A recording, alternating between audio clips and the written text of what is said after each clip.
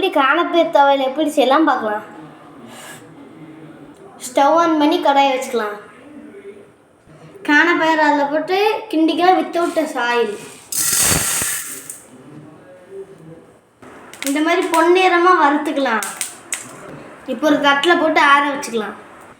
அதே சட்டி அடுப்பு ஆன் பண்ணி வச்சுட்டு தேவையான அளவுக்கு எண்ணெய் ஆட் பண்ணிக்கலாம். கொஞ்சமாக உளுந்தம்பருப்பு ஆட் பண்ணிக்கலாம்.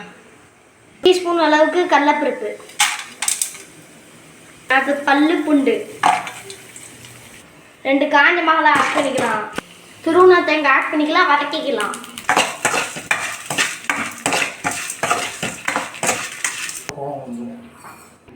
இப்போ நம்ம வதக்கினதையும் அப்புறம் ஆற வச்சதையும் ஆட் பண்ணிக்கலாம். தேவையான அளவு கல்லுப்பு ஆட் பண்ணிக்கலாம். காண துவையல் ரெடி. நீங்கள் செஞ்சு பாருங்கள், எப்படி இருக்குன்னு சொல்லுங்கள். நன்றி.